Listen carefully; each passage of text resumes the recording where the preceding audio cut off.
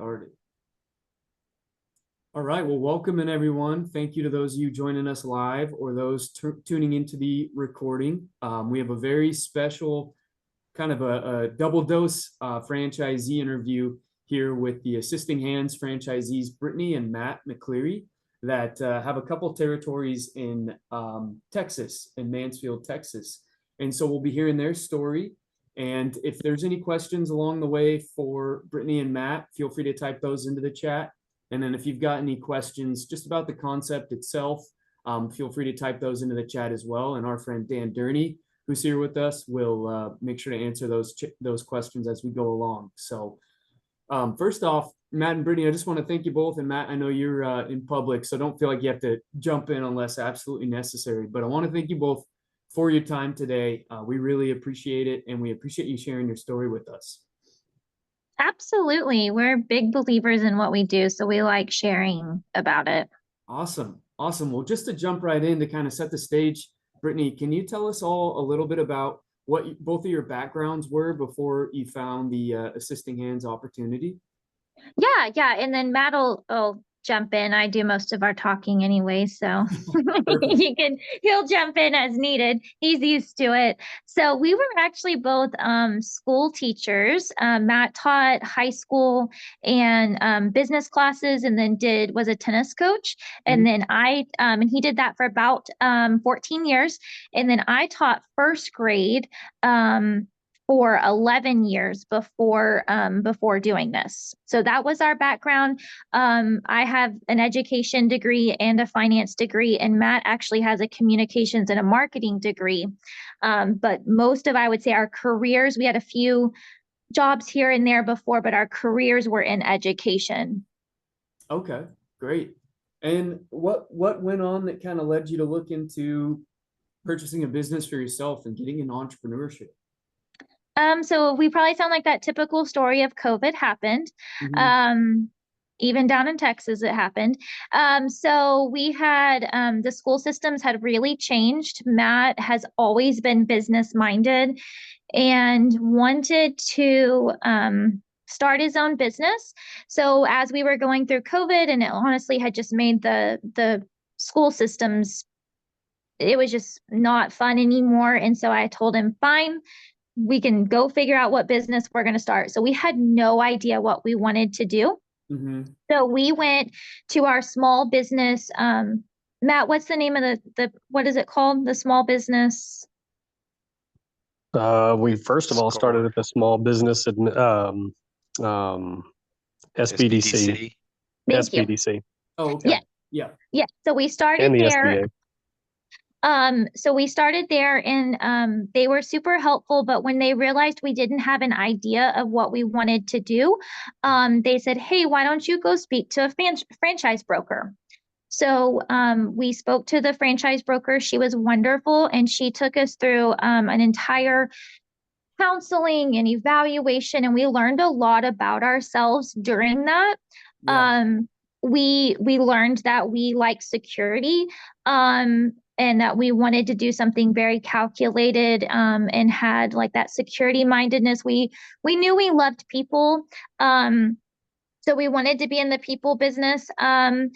We did not know we were going to do so much managing of people. That was not something that we had really kept our eye, we were thinking about. So we've learned a lot through that process, but she gave us a list of all different types of businesses. Of course, a lot of them had to deal with helping children, but we kind of wanted a different, we were ready for a different avenue. So we narrowed it down to home care, felt very confident in that's what we wanted to do, that we loved people, we wanted to serve people. We were ready for the management side, and we had it narrowed down to Assisting Hands and 2 others. With that, and the reason we went with Assisting Hands was because of the area rep model. We wanted that security. We felt like we had that in there, that there was the supportiveness. And then after doing Discovery Day and realizing how much. They're family friendly, and it wasn't, some of the ones we talked to were all about the bottom line and cutthroat, and that's not what we wanted. We wanted to be there to serve. So that's kind of how we got there. And I talked to our area rep today, and we just liked that. We loved the model. We fell in love with the family friendliness, that it wasn't super competitive. We want to do good, but we did not want to compete against other franchisees. So what stuck out to you about Assisting Hands was kind of the culture that they have with their franchisees and the community connection. Is that am I saying that right? Yeah, absolutely. So the area rep model and then just the culture of the entire organization was what drew us in.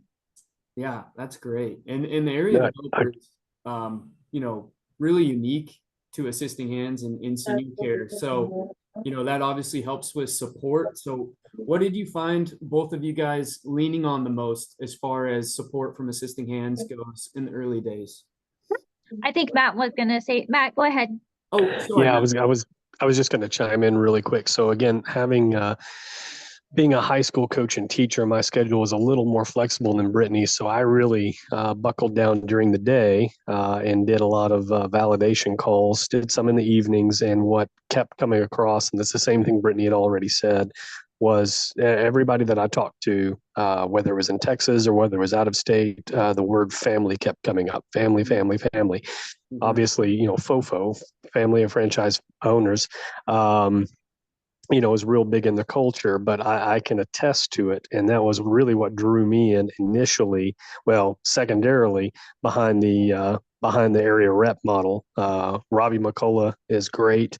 We're blessed to have him, and that's been wonderful. But kind of that third and final piece for me was, again, just talking to so many different owners that loved Assisting Hands, loved the area rep, loved Lane and the organization overall. But again, they just kept talking about it being a family where you can call anybody about any different reason and get an answer. And I can attest to it. The way that they've grown the business, it's very much an open communication, an open network. And we have family friends that are in competitive organizations in home care, and they talked about the cutthroat model, and not that they're unhappy or anything like that, but if you're in it to make a dollar, you go that route. And Assisting Hands certainly helps you with that, but they don't require you to do X amount better than last quarter. And that was a real big turn on to me as well. This is my money that we're entering into business with. If I'm okay with this size of business, and I'm satisfied with that style of life, Assisting Hands appreciates that. And I appreciate that. So there were several things that went into it for me. Yeah. So. No, that's great. It really gives a glimpse into, how those validation calls and what you guys got out of those. And then, starting out as new franchisees, what do you think you leaned on the most when it came to support from Assisting Hands? What were the aspects of the business you found you needed the most help with? So I get asked that question a lot, and people are like, "Do you think you could do it without them?" And I was like, "No, not at all," because we would have had no clue. We had zero background on home care, so we literally went in this with prayer and loving people. Wow. So I mean, we would not have even known how to start with getting our license with the state, following procedures, following those state laws. I mean, I talked about it today, like I can still email, or we're in year 3. And so I'm still feel like I'm learning right now, but I can call, email, text anybody and go, "Hey, what is this state law? What do I need to do? Did I do this right? Did I do this wrong?" And they will help me. I mean, I had probably an hour conversation with one of the Houston owners on Friday, and we're getting ready for that state to come in and everything. And she's like, "Here, let me help you." She has no reason to help me other than like people just help each other and they're friendly. And she completely was like, here's what you need to do. I mean, so you can do that. I feel like I could call anybody in this organization and they would help you, but there's no way licensing, laws, everything like that, they helped us get started. Yeah. Connecting to the VA, Connecting to the VA, like we had no idea how to do any of that. And then on the flip side of that, what do you think, what skills from your, previous careers do you think translated over best and helped you? So I will say a lot of what we do mirrors teaching. We're just at a different, instead of being at the beginning stage of life, we're closer to the end stages of life. But we have special needs plans, educational plans that we make for students, very similar to care plans, following special education laws, following abuse laws, all is the same for senior care. So there's a lot. I mean, and most of it comes down to like you want to love and help people, and that's what education is. Perfect. And so you've been in the business for 3 years. Can you kind of give us an idea what a day in the life looks like for you guys, what your roles and responsibilities are, and if they've changed at all over time? Oh, they've changed a ton. I think they change maybe every day. No, at the beginning, it was just Matt and I. We were all hands on deck. We did not bring anybody else with us until October. That's probably my biggest mistake I made, was not starting with another person. We worked 70, 80 hours a week. Just nonstop work. Matt did the marketing side. I took the operational side. So we still have those roles, but we've been able to build an amazing operational team underneath us. That's allowed me to help step into the marketing side a little bit more with him. So now that we have a great team, we're just really refining procedures to make sure that we're like the most efficient, we're giving quality care. So he's still over the marketing. We don't have another marketer. He does marketing. We do have a sales representative that makes phone calls. And then I run operationally, oversee the office. Okay. And how big is your team with caregivers included? So I have 178 caregivers. Wow. I have 6 in the office, and then we have about 100 clients. Excellent. And did you start on the non-medical side? Have you added on the medical side? That's also what makes Assisting Hands unique is so many different revenue streams. So what all does your operation offer at this point? So we are completely non-medical. We specialize in veterans, like especially being in Texas. We're small town Texas. So it's a very underserved population because it's so far from the city to get into like one of the VA one of the VA hospitals. So that's our specialty. That's how we kind of got known in the community. And then, so we really help those social workers get through, get the patients into the VA healthcare side. So that's what we do right now. I would say we just now have, like, we're not drowning. We have our legs underneath us. So we haven't added in different like sources or like been able to add in. We just now started adding in, I will say we do daily essential shifts. So we have where we do 2-hour shifts and we just go in for that short amount of time. So that was a new revenue stream. We help people get through the VA healthcare system, and then we have our typical non-medical care. Okay. Excellent. And I'm sure, early going, it was kind of like drinking through a fire hose and probably a little overwhelming at times. But is there a moment you can think back on to where the business just kind of clicked for you guys and you feel like you made the right decision and, it might have settled down a little less chaotic?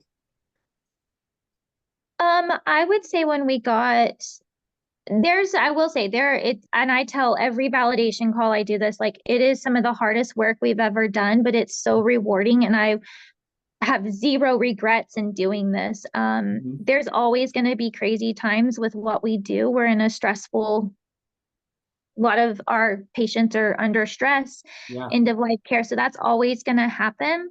But as far as like feeling like, okay, we've got this, was when we had a solid office team in place, that I did not have to, they joke around about this, so I'll say this about myself, micromanage every little piece of it. Sure. Yeah. And you mentioned the veteran side, and that's kind of you guys' niche. What are the best referral sources that you've been able to create relationships with? Matt, are you at a place where you can fill that in? That's kind of your department, but okay, he's actually so oh, go ahead. no, that's okay. No, so I mean, honestly, it's a mix. It's like anything else in your business. You don't want to have a cash cow or a lion's share of your business coming from one area, certainly. But I would say it's a good mix of home health partnerships, people that I've met out at networking and things like that. But probably the bigger share on a regular basis would be case managers and social workers at rehabs that are discharging patients. We get a lot of referrals once they understand what it's about and the free care that's available, and that we're willing to help those veterans get connected to it. That's been a really big draw. We're not the only ones out there providing that kind of care, but we're one of the few that really offer that as an additional service to our to our heroes out there. And like I said, that kind of being that expert, that's gone a long way towards social workers and case managers wanting and seeking us versus all the other people that show up at their door, because they have a lot. But like I said, a mix of them, home health, hospice, reaching out to us going, how can you help this veteran? And and then sometimes you get non-veteran out of that. And that's been a big draw too, is if you're willing to help someone here for the veteran side, then you're probably willing to help others maybe that aren't veterans. So Yeah. that probably case managers would probably be the biggest draw for us. Okay. Perfect. And so you've been in the business for about 3 years. What's you guys' long-term vision for the business? How do you want to continue growing it? Look at other territories? What's your plan, maybe 3-5 years from now? This is probably not the best business answer, but so I don't know exactly what God has called us to do next. I know that we're not done growing with this area. We want to keep expanding. When I first opened my doors, I said, I'd be fine running $1 million office. And then now I'm like, okay, well, maybe let's do 5.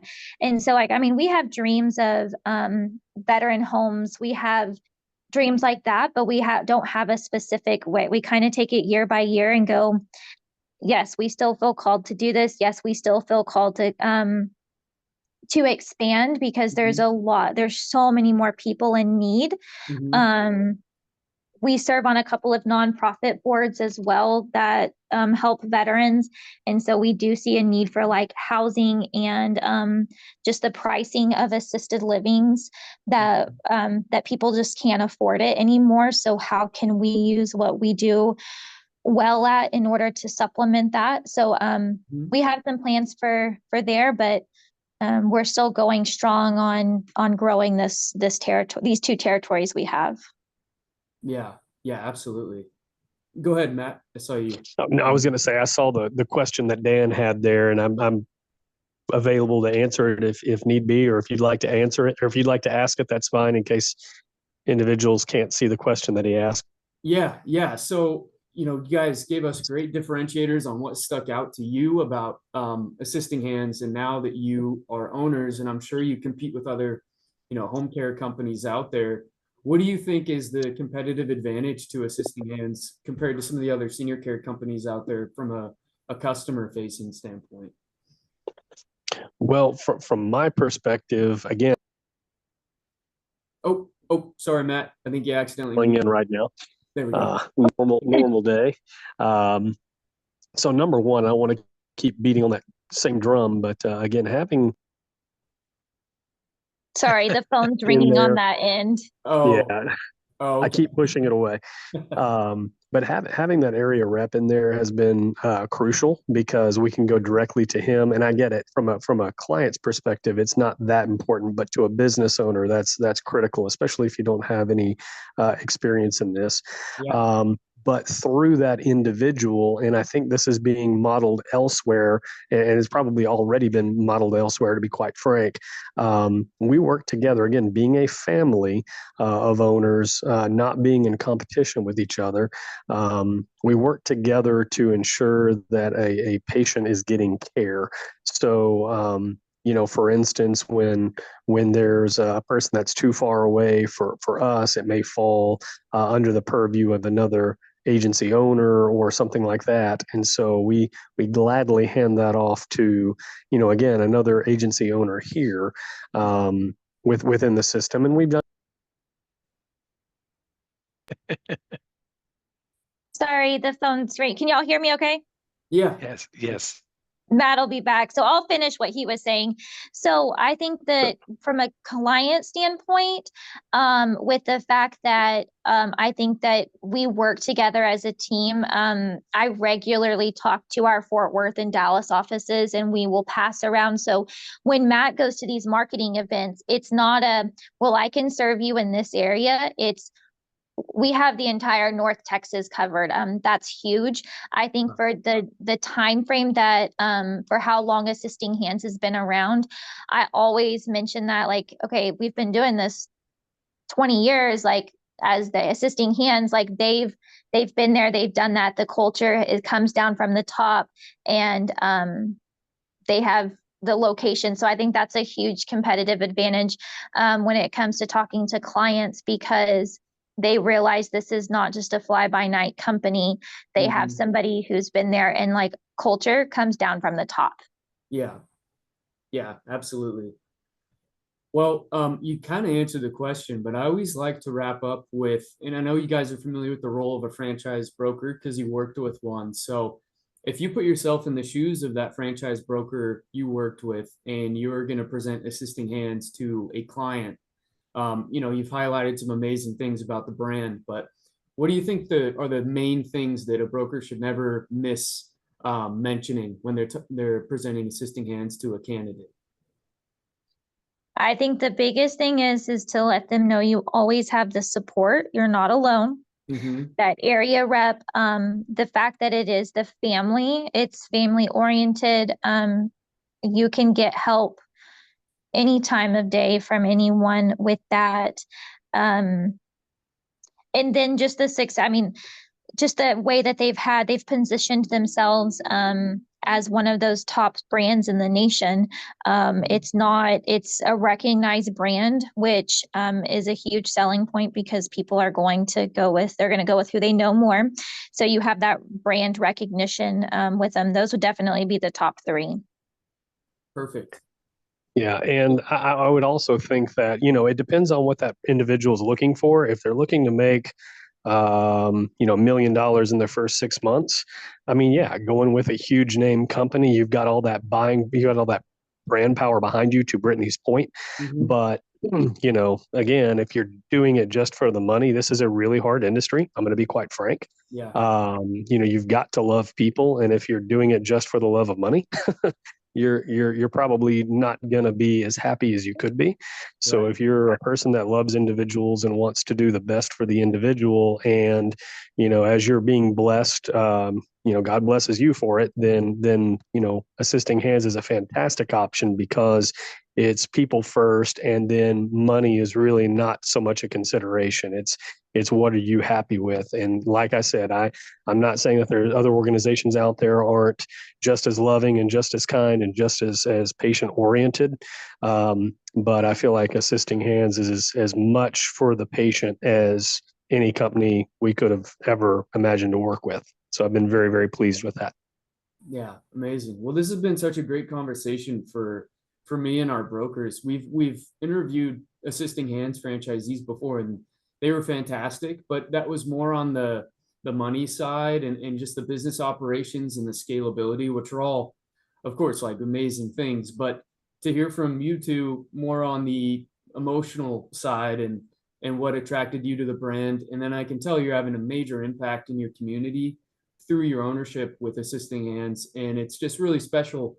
So I really appreciate both your guys' times. You're probably two of the best people I've ever interviewed in these sessions. So we really appreciate having both of you on. And Dan, thanks for connecting us with Brittany and Matt. Thank you so much. And they're they're very modest, but they, in their short amount of time, have become the top franchisee revenue-wise in the state of Texas. So they're setting the Wow. bar very high for the incoming franchisees. That's incredible.